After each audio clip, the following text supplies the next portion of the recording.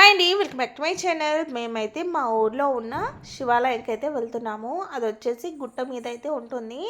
అసలు ఎన్నో ఏళ్ళ నుండలైతే ఉంది ఈ టెంపుల్ అయితే. ఇప్పుడు కట్టింది అయితే అస్సలు కాదు. మేము చిన్నగా ఉన్నప్పుడు నుండలైనా కూడా ఈ గుడికి అయితే అప్పుడప్పుడు అయితే వస్తాము. ఇంకా ఇప్పుడైతే ఊరికి వచ్చినప్పుడు అయితే కంపల్సరీ అయితే ఒక్కసారన్నా దర్శనం చేసుకొని అయితే వెళ్తున్నాము. సో అందుకని ఈసారి కూడా వచ్చినాం అన్నట్టు. ఇంకా మా అక్క, నేను, మా పిల్లలు అందరం కలిసి అయితే వెళ్ళినాం టెంపుల్కి. ఇంకా అప్పుడైతే లాక్ అయితే ఉండే. సో అందుకని ఇంకా బయట నుండి అలా అయితే దర్శనం చేసుకొని ఇంకా పూజ చేసేసి అలా కొబ్బరికాయ కొట్టేసి అయితే వెళ్ళాము. ఏంటంటే ఎంత బాగా అనిపిస్తుందో అసలు.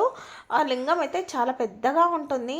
యాక్చువల్గా అయితే లోపలికి వెళ్ళి చేయొచ్చు, కానీ ఇంకా లాక్ ఉన్నందుకైతే ఇంకా బయట నుండి అయితే పూజ చేసినాం. మా ఊర్లో అయితే ఎవరు వచ్చినా అంటే మాకు తెలిసి అయితే చాలామంది అయితే లోపలికి అయితే పూజ అయితే చేస్తారు.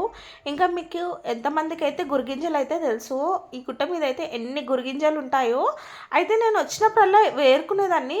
కానీ ఈసారి ఫస్ట్ టైం చూసిన గురిగింజ చెట్టు అసలు సేమ్ చిక్కుడుకాయ లాగానే ఉంది. చాలా గురిగింజలు అయితే మేము తీసుకున్నాము. మా పిల్లలు మేమైతే ఇంకా అలా తీగలకున్న గురిగింజలు అయితే అన్న కాడికైతే అన్నీ తెంపుకున్నాము. ఇంక ఇవన్నీ అయితే ఎవరికి దొరికినాయి వాళ్ళైతే అలా కౌంట్ చేసి అయితే పెట్టుకున్నారు. ఇంకా ఈ గురిగింజలు అంటే లక్ష్మీమాతకి చాలా ఇష్టం అంట. మేమైతే ఈ గురిగింజలతో అయితే బాగా కలెక్ట్ చేస్తుండే చిన్నగా ఉన్నప్పుడు.